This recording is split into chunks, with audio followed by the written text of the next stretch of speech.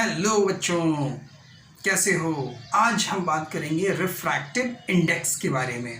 किसके बारे में? रिफ्रैक्टिव इंडेक्स के बारे में। अभी हमने इसके पहले जो वीडियो बनाए थे उस वीडियो में हमने बेंडिंग ऑफ लाइट के बारे में जाना था, रिफ्रैक्शन का फिनोमिना क्या होता है वो जाना था, लॉज ऑफ रिफ्रैक्शन जाने थे। जिन्होंने हमारे वो दोनों वीडियो नहीं देखे हैं तो मैंने डिस्क्रिप्शन में लिंक दे रखा है, वहाँ से देख सकते हैं। चलिए वीडियो स्टार्ट करते हैं। Refractive index, by the way this is Aziz and you are watching your beautiful and cute channel Miswahi education. तो क्या है हमारा आज का टॉपिक बच्चों? पेन कॉपी निकाल लो और नोट्स बनाना स्टार्ट करो। Refractive index, refractive index. Refractive index क्या होता है? रिफ्रैक्टिव इंडेक्स बच्चों किसी मीडियम की एक प्रॉपर्टी होती है। किसी मीडियम की क्या होती है? एक प्रॉपर्टी होती है जो हमें ये बताती है कि स्पीड ऑफ लाइट उस मीडियम में कैसी है, उस मीडियम में स्पीड ऑफ लाइट कितनी है, राइट। यानी कि हम लिख सकते हैं रिफ्रैक्टिव इंडेक्स को कि the amount of change in the amount of change in the speed of light, amount of change in the speed of light in a medium, it depends in a medium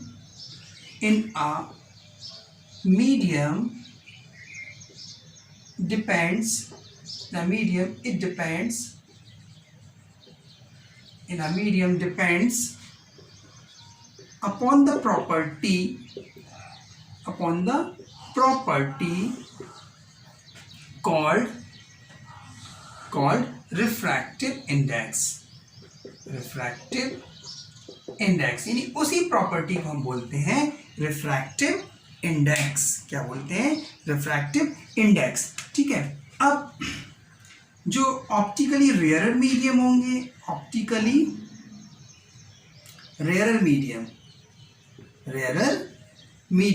जो optically rarer medium होंगे उनमें बच्चों जो speed of light होगी, speed of light fast. कैसी होगी? Fast होगी। किसमें? जो ऑप्टिकल रेयरर मीडियम होंगे। ऑप्टिकल रेयरर मीडियम किनको कहते हैं? मैंने हमारे फर्स्ट वीडियो में, मतलब लाइट का 7 वीडियो और रिफ्रैक्शन का फर्स्ट कह सकते हैं, तो उसमें बताया था ऑप्टिकल रेयरर मीडियम क्या मीडियम होते हैं। मैंने डिस्क्रिप्शन में लिंक दे रखी है, वहां से आप देख सकते हैं। ठीक है। ऑप्टिकली डेंसर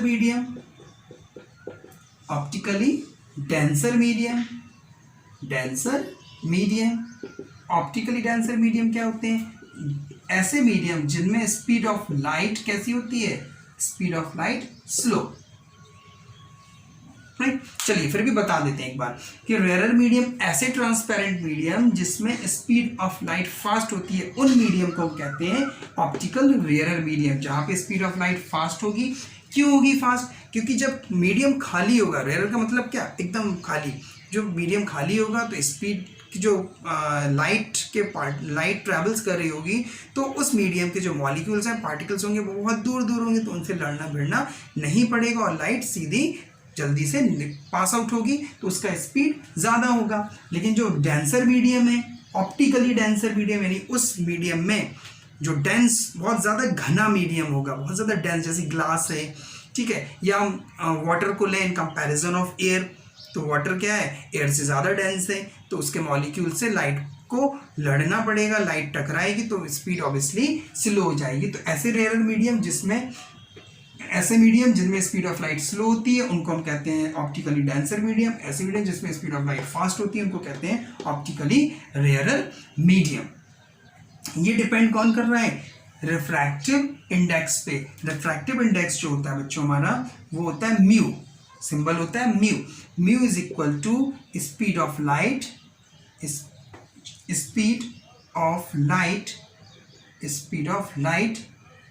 इन वैक्यूम या एयर भी कह सकते हैं। हम मानते हैं, वैसे तो अलग होगी ऑब्वियसली, क्योंकि वैक्यूम नो एटमॉस्फेयर कुछ भी नहीं, नथिंग, और एयर में मिक्सचर ऑफ गैसेस, तो एयर और वैक्यूम का जो स्पीड होगा लाइट का वो अलग अलग हुआ, लेकिन ये हम मान के चलते हैं सिलेबस में कि जो स्पीड ऑफ लाइट है वो एयर और वैक्यूम में सेम है, यानी 3 × 10⁸ मीटर पर सेकेंड।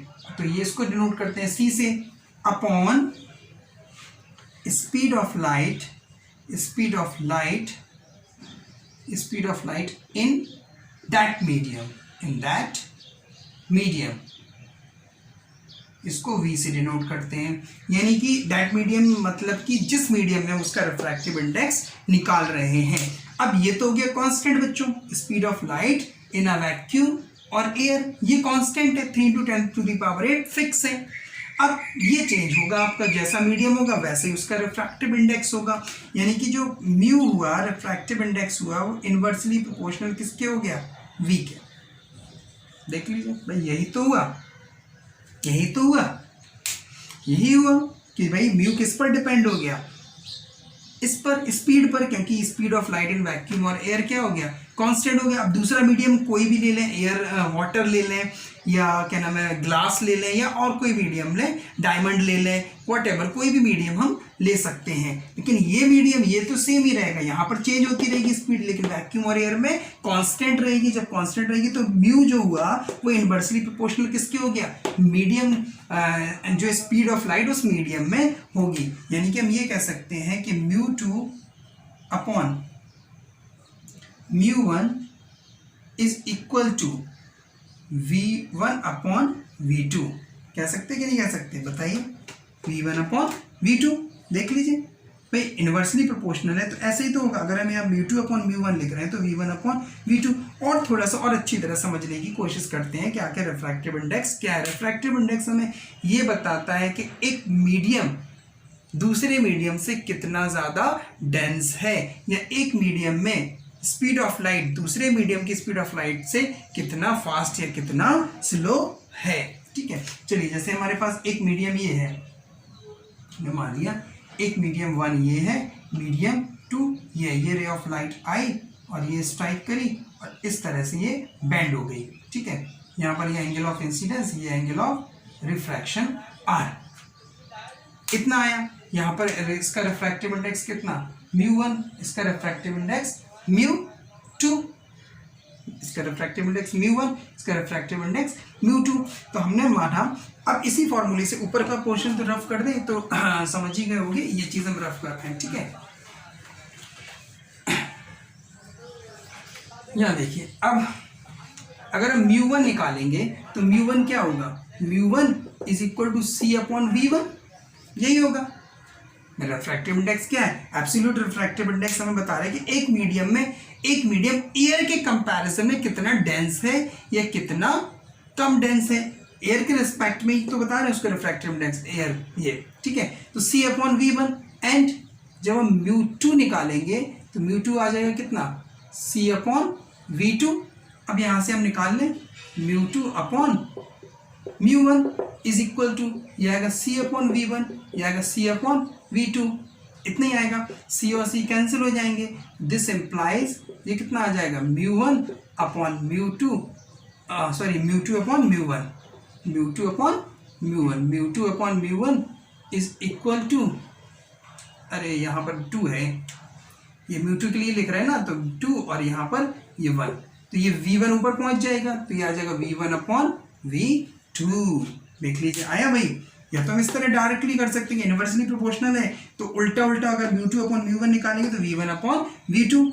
ठीक, तो ये इस तरह से हमारे सामने एक रिजल्ट आ गया कि μ2 upon μ1 is equal to V1 upon V2। और μ2 अपॉन μ1 को क्या कहते हैं, μ2 अपॉन μ1 को मालूम है आपको क्या कहते हैं, रिफ्रैक्टिव इंडेक्स ऑफ, क्या कहते हैं, refractive index of medium 2 with respect to medium 1। इसको क्या पढ़ेंगे, refractive index of medium 2 with respect to medium 1। यानी इस पूरे को हम इस तरह भी लिख सकते हैं, किस तरह से लिख सकते हैं, μ2 is equal to μ2 upon μ1 is equal to V1 upon V2।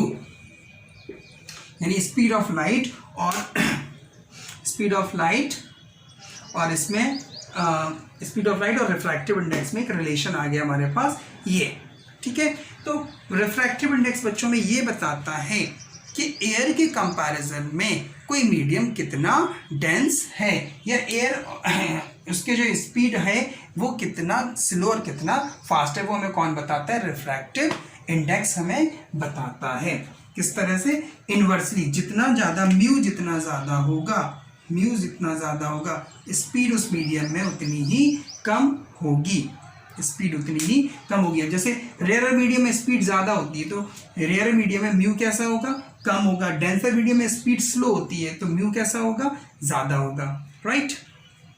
चलिए, एक ये तो हो गया आपका स्पीड ऑफ लाइट और रिफ्रैक्टिव इंडेक्स का रिलेशन। अगर हम वेव लेंथ के टर्म्स में देखना चाहें कि ये कितना आएगा वेव लेंथ के टर्म्स में, तो देखो वेव लेंथ के टर्म्स में v is equal to n lambda कह लें या एफ लैम्डा कह लें। चलो एफ लैम्डा लिख लो, क्योंकि फ्रीक्वेंसी को कोई कोई बुक में एन से भी डिनोट करते हैं, कोई कोई एफ से भी डिनोट करते हैं। मैं यहाँ पे एफ से लिख रहा हूँ।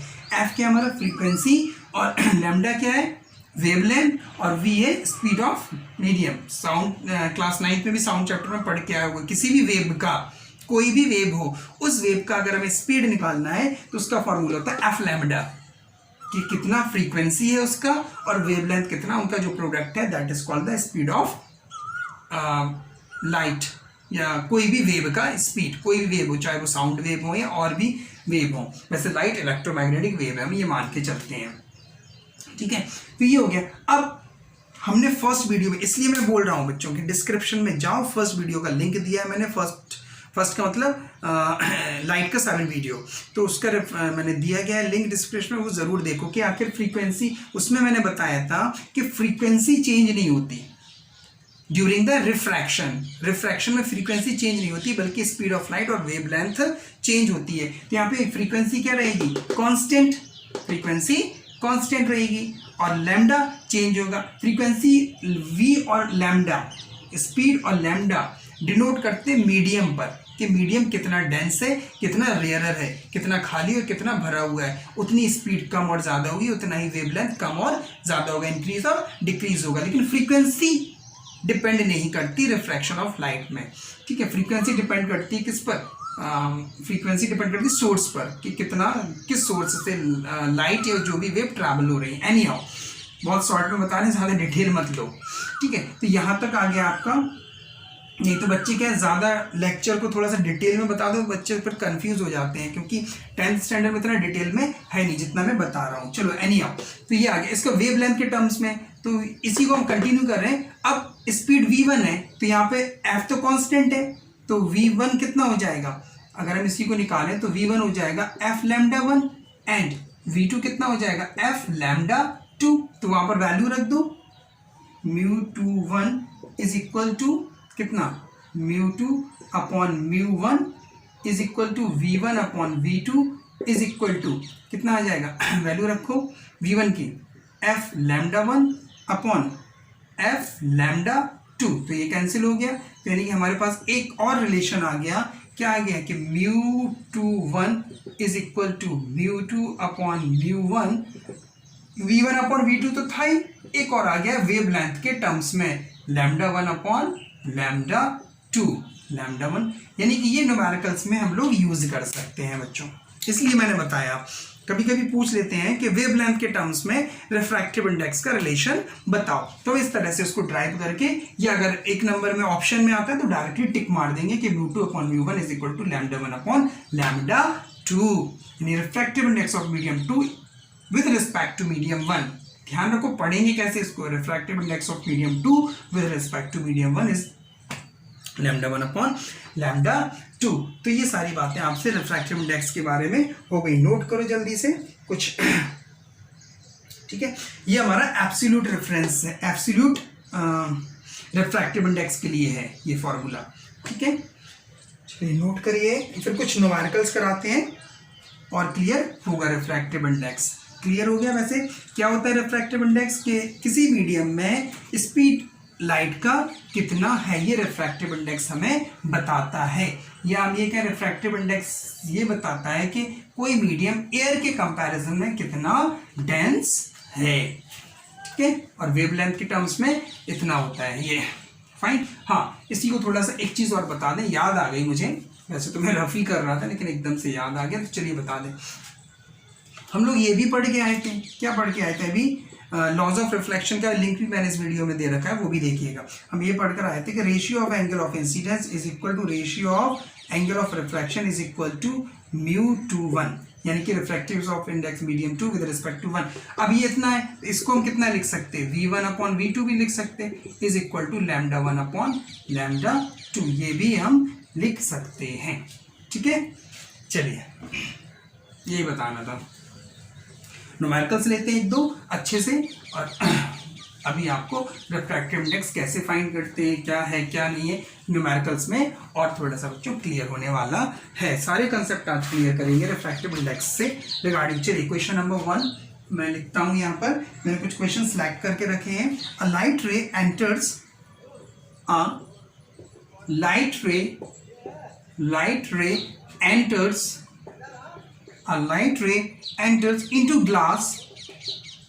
into glass, ओ ग्रास लिख रहे हैं हम तो, ग्रास लिख रहे थे, ग्लास। बता बच्चों कि ग्रास लिखना है कि ग्लास। चलिए, ग्लास ऑफ रिफ्रैक्टिव इंडेक्स 1.5, मैं 1.5 आर लिखा है, आर का मतलब refractive index from air,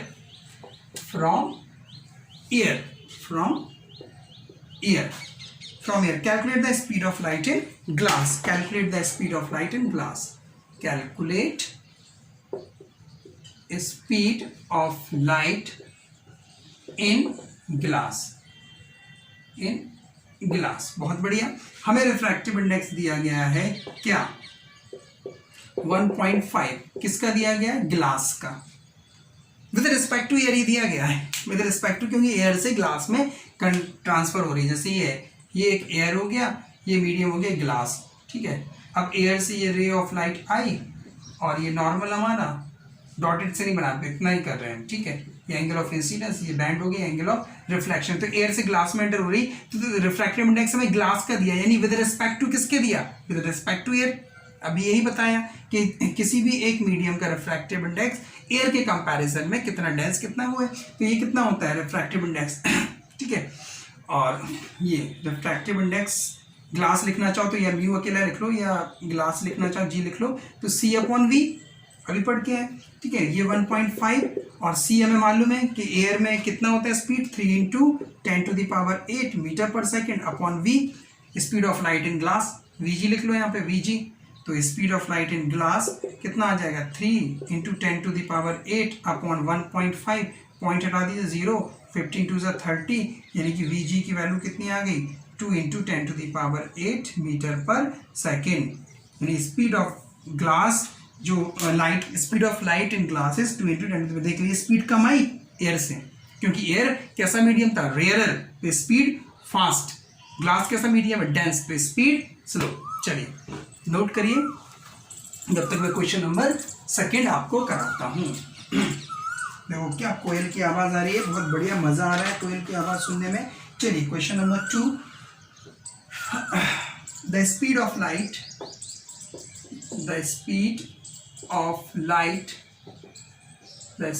light in air, अरे यार मालूम तो है, काहे को दे रहे हो, इन एयर, चलो लिख लो, दिया है तो 3 × 10⁸ मीटर पर सेकेंड, बहुत बढ़िया।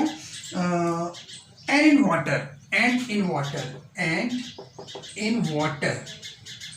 वाटर में कितना लिया है, एंड इन वाटर 2 × 2.26 × 10⁸ मीटर पर सेकेंड, 8 मीटर पर सेकेंड, बहुत बढ़िया। Find the refractive index of water, find the refractive index of water, ये हमें फाइंड करना है, W, refractive index of water. मैंने म्यू W लिख दिया, ये तो नोट ही कर लिया होगा। चलिए बहुत इजी क्वेश्चन है, हलवा से सवाल है, मज़ा आ जाएगा। क्या मज़ा आ जाएगा, हलवा से सवाल है तो मज़ा क्या आएगा। सॉल्यूशन, चलिए क्या दिया है, speed of light in water दिया गया है कितना, 2.26 × 10⁸ मीटर पर सेकेंड, और म्यू ए कितना दिया गया है, 3 × 10⁸ मीटर पर सेकेंड। हमें क्या फाइंड करना है, रिफ्रैक्टिव इंडेक्स ऑफ वाटर, ये तो फाइंड म्यू डब्ल्यू क्या, तो refractive index of water upon refractive index of air निकाल लो। ये तो बोल रहा कि रिफ्रैक्टिव इंडेक्स वाटर का कितना है अपॉन दिस, तो क्या हो जाएगा स्पीड ऑफ क्या क्या क्या क्या अरे क्या बोला, हाँ speed of air upon speed of water. यही तो होता है, इन्वर्सली प्रोपोर्शनल होता है, तो उल्टा लिखेंगे कि V A upon Q W, या फिर से वही लिखें सी अपॉन वी ए, और वो कुछ नहीं लिख रहा है, ठीक है नहीं होगा, ये सी फिर कैंसिल हो जाएंगे, यही तो आया था V2 V1 अपॉन V2, तो यही तो आ गया, ठीक है। जब ये हम W ऊपर लिखेंगे तो VA ऊपर आएगा, ठीक है, इतना समझ में आ गया। बस यहाँ से आप क्या फाइंड क्या करना था इसमें, मैंने कुछ क्वेश्चन गलत लिख लिया क्या, find the refractive index of water, ठीक है यही फाइंड करना, find the refractive index of water, speed दे दिया है ये मैंने गलत लिखा, तभी तो मैं कंफ्यूज हो रहा हूँ, तभी तो मैं कंफ्यूज ये गलत लिख रखा ना, म्यू डब्ल्यू स्पीड है भैया, वो स्पीड है, बताओ तो बच्चों। सर कैसे बताएंगे, अगर तुम लोग स्क्रीन पे कस कस के मारोगे सर सर तब भी हम नहीं सुन पाएंगे, मुझे को देखना पड़ेगा मैंने कहाँ पर गलत लिखा था। ये चीज़ लिखी स्पीड है बच्चों, स्पीड दिया है, स्पीड एयर में कितना दिया है, यानी कि VA, और ये कितना दिया वी डब्ल्यू, ठीक है। चलिए बस यहाँ पर लिख दो, एयर का कितना है 3 × 10⁸ अपॉन ये कितना है 2.26 × 10⁸8, बहुत बढ़िया, ये कैंसिल हो गया, तो कितना आ गया 300/226, और बस इसको डिवाइड कर देना, तो ये आ जाएगा refractive index of water with respect to air, ऐसे तो लिख सकते हैं refractive index of water with respect to air, बस फाइंड कर लेना, जो भी आ रहा होगा तो देख लेना, ठीक है, डिवाइड कर देना आ जाएगा, आई थिंक 1 टाइम जाएगा, 1 पॉइंट समथिंग आएगा, ठीक है 1 पॉइंट समथिंग। चलिए नोट करिए जल्दी से, तो नेक्स्ट क्वेश्चन कराते हैं।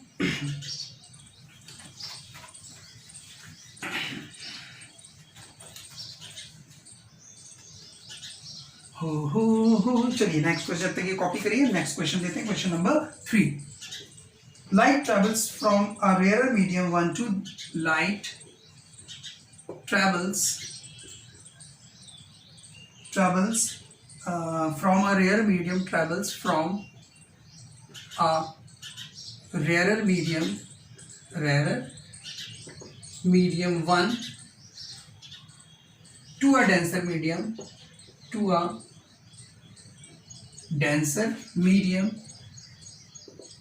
2.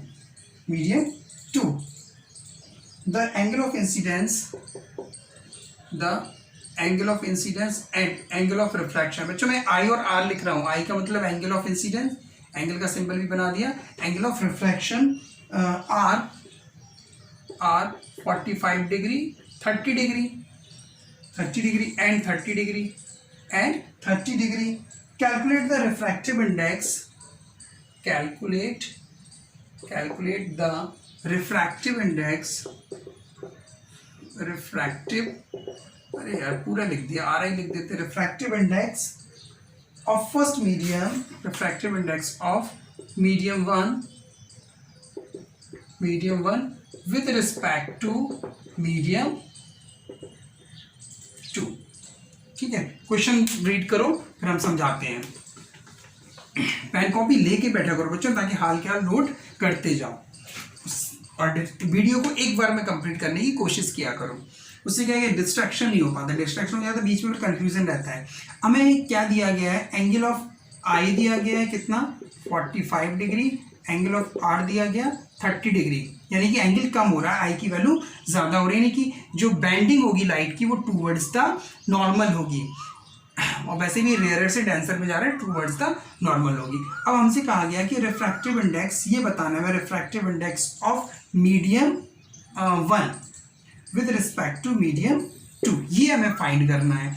ये अब एक डायग्राम बना लें जल्दी से, ये हो गया हमारा इंसिडेंट रे, बेंडिंग होगी लाइट की इस तरह से, ये एंगल अगर 45 है तो ये 30 दिया, ऐसे तो दिया बिल्कुल सही, ठीक है। ये मीडियम 1 है, ये मीडियम 2 है। अब हमसे ये फाइंड करने के लिए कहा गया है, और हमारे पास जो फॉर्मूला है वो ये है, sine of angle of i is ratio of sine of angle of i refraction angle of incidence with to the sine of angle of reflection. Refraction कितना होता है, ये होता है μ2 अपॉन μ1, पढ़ रखा है हमने, फाइंड कर लो, कोई प्रॉब्लम नहीं, निकाल लो। कितना आ जाएगा साइन आई, तो साइन कितना हो जाएगा, साइन आई कितना है 45 upon sine r is equal to μ2 upon μ1।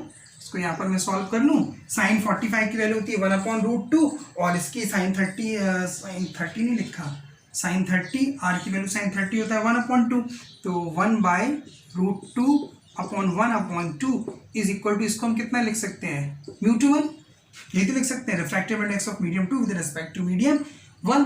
तो ये कितना आ जाएगा, इसको रेसिप्रोकल हो जाएगा 2/√2 is equal to refractive index of medium 2 with respect to medium 1, इतना आ जाएगा। इसको रैशनलाइज कर लो, है ना, इसको क्या कर लेंगे बच्चों, रेशनलाइज कर लो, या इतना ही लिखा रहने दो, हमें फाइंड करना है ये।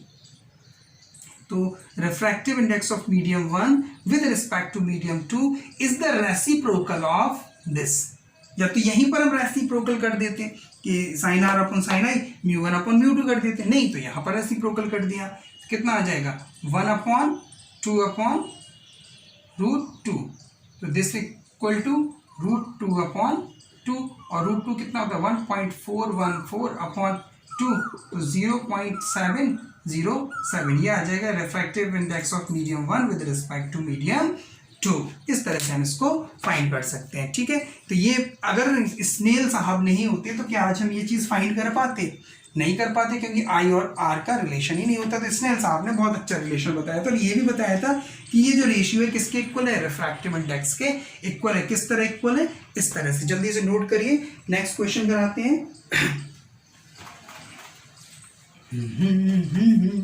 मेरे देश की धरती सोना गले हीरे मोती, मेरे देश की धरती।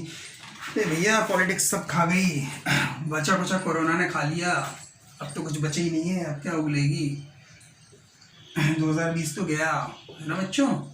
हाउ मच, लेकिन पढ़ाई पे लॉकडाउन मत करिए, ये नहीं देखना है हमें कि कल क्या होगा, एग्जाम में कैसा क्या सिलेबस रहेगा, स्टडी कंटिन्यू करना है। how much time will light take to cross अच्छा क्वेश्चन है। take to cross 2 millimeter 2 mm glass 2 mm thick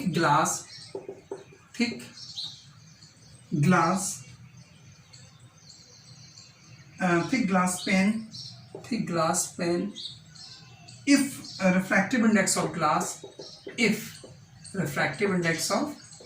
glass is 3/2 यानी 1.5, ठीक है।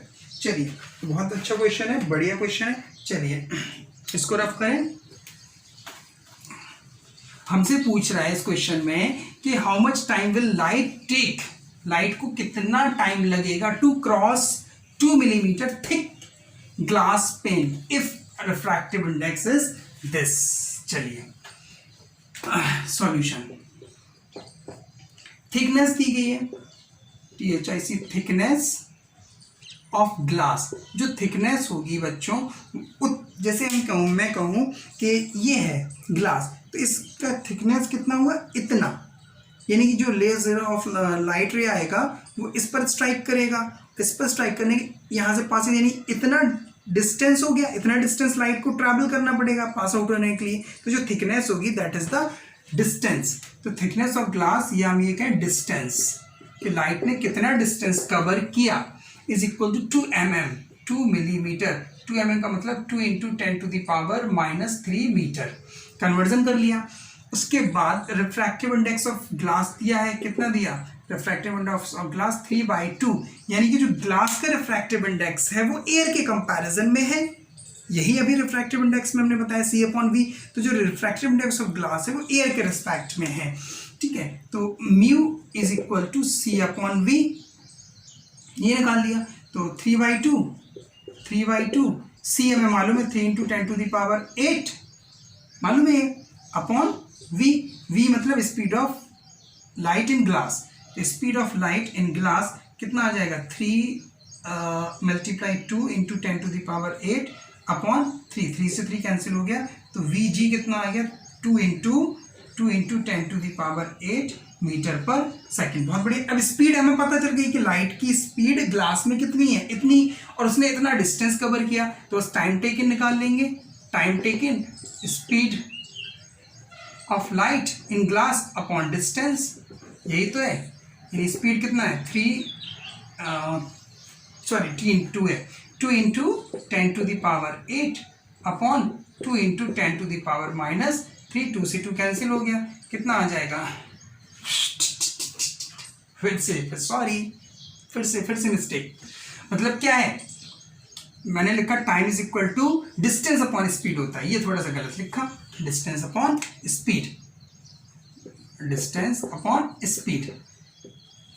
डिस्टेंस कितना है 2 इंटू 10⁻³ और स्पीड कितना है 2 इंटू 10⁸ इज इक्वल टू 10⁻, कितना -11 सेकेंड। मुझे मिस्टेक कहाँ पकड़ में आई कि +11 आ रहा था, अब +11 इतना ज़्यादा टाइम लगेगा, 10⁻+11, क्या मतलब ग्लास की थिकनेस इतनी कम और टाइम इतना ज़्यादा, तब की स्पीड ऑफ लाइट इतनी है 2 इंटू 10⁸ मीटर पर सेकेंड ग्लास में, इतना ज़्यादा टाइम लग ही नहीं सकता। तो वहाँ समझ में आ गया कि कहीं पर एरर है। तो कहाँ एरर था, ये फॉर्मूले में मैंने थोड़ा सा गलत लिख दिया था। ओके बच्चों, कमेंट में भी बच्चे कहते थे अगर मैं ऐसे कंटिन्यू कर देता, ध्यान नहीं देता, बच्चे कहते हैं बहुत बढ़िया, कमेंट आ जाते हैं, नहीं कितने। चलिए नेक्स्ट क्वेश्चन स्टार्ट करते हैं। 5 क्वेश्चन नंबर 5 में क्या दिया, रिफ्रैक्टिव इंडेक्स ऑफ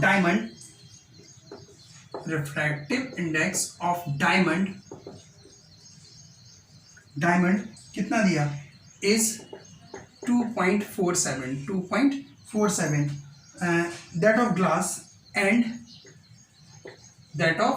यानी कि रिफ्रैक्टिव इंडेक्स ऑफ ग्लास और इसका दे दिया गया कितना 1.51 how much faster does light full stop how much faster does light travel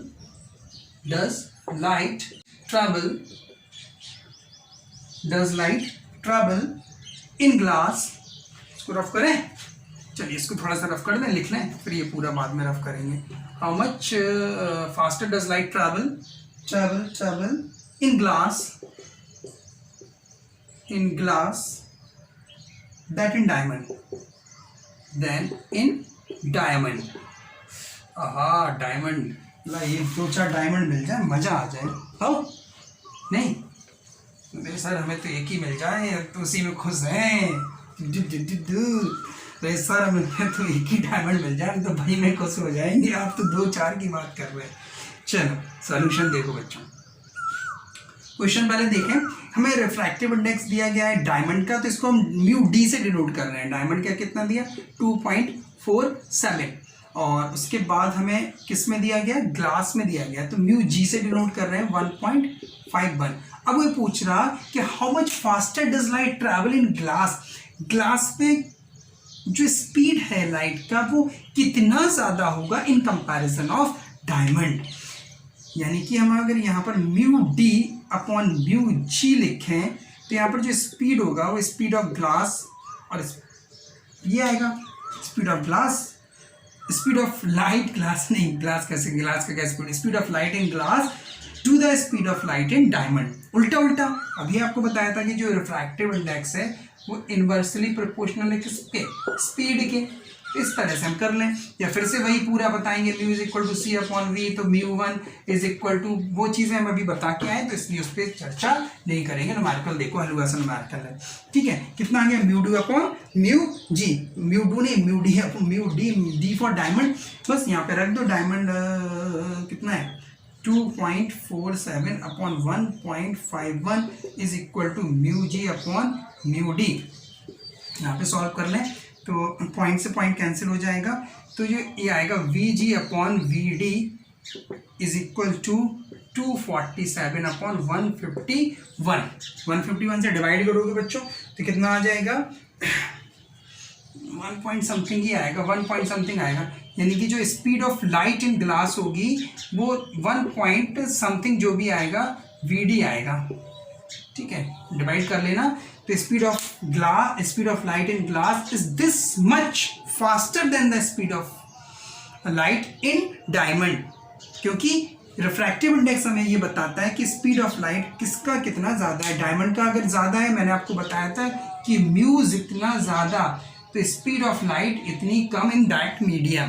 तो म्यू इसका ज़्यादा है तो इसमें स्पीड ऑफ लाइट कम होगी, और इसका म्यू कम है, इसका रिफ्रैक्टिव इंडेक्स, ग्लास का रिफ्रैक्टिव इंडेक्स कम है, इसमें स्पीड ऑफ लाइट ज़्यादा होगी। इसलिए तो पूछा कितना ज़्यादा है, तो इतना ज़्यादा हो जाएगा। जितना ये कम होगा, जितने टाइम्स ये कम होगा उतने टाइम्स स्पीड ज़्यादा होगी। ये रिफ्रैक्टिव इंडेक्स बच्चों में बताता है कि रिफ्रैक्टिव इंडेक्स एक मीडियम दूसरे मीडियम से जितना ज़्यादा डेंस होगा उतना ही उसका स्पीड कम होगा। फाइन, चलिए एनी हाउ एक लास्ट क्वेश्चन और है बच्चों, क्वेश्चन नंबर 6। क्वेश्चन नंबर 6, चलिए लास्ट क्वेश्चन और लेते हैं। Refractive index of water, refractive index of water, water कितना दिया 1.33 and refractive index and refractive index of glass 1.5। Calculate the refractive index, calculate the refractive index of water, calculate the refractive index of water with respect to glass, ये find करना है। और दूसरी चीज हमें क्या फाइंड करना है, and refractive index of glass, refractive index of glass with respect to water. ये दो चीजें बच्चों में फाइंड करनी है। बहुत इजी है, ये तो बहुत हलवा सा है, तो बहुत हलवा सा है। कैसा है, बहुत हलवा सा, बहुत हलवा सा, बहुत ही हलवा सा है। अरे बिल्कुल ही बच्चों, क्या बिल्कुल इसका ये फाइंड करना है, म्यू डब्ल्यू, ठीक है, म्यू डब्ल्यू अपॉन म्यू जी, ये लिख लो म्यू डब्ल्यू अपॉन म्यू जी। तो म्यू डब्ल्यू हमें दिया गया, वाटर का रिफ्रैक्टिव इंडेक्स 1.33 और 1.5 जीरो हटा दिया, ये आ गया 133 अपॉन 1, हाँ 150। और इसी को हम क्या लिख सकते हैं, ये इसी को क्या लिख सकते हैं, म्यू डब्ल्यू water with respect to glass. ये तो आ गया म्यू डब्ल्यू अपॉन म्यू जी, ठीक है। उसके बाद ये निकाल लीजिए, जो भी वैल्यू है निकाल लेना। फिर ये वाला mu g upon mu W, तो बस म्यू जी ऊपर हो जाएगा 1.50 अपॉन 1.33, तो आ जाएगा 150 अपॉन 133। दिस इम्प्लाइज, और इस पूरे को, इसको क्या कहते हैं, या तो यही लिख लो, इसको हम कहते हैं क्या, mu refractive index of glass with respect to water. बस यहाँ से फाइंड कर लेना, जो भी आ रहा हो आ जाएगा। तो ये कंपैरिजन में भी कर सकते हो। और absolute refractive index, absolute refractive index हमें क्या बताता है, एब्सोल्यूट रिफ्रैक्टिव इंडेक्स हमें ये बताता है कि कोई मीडियम एयर के कंपैरिजन में कितना डेंस, कितना कम है।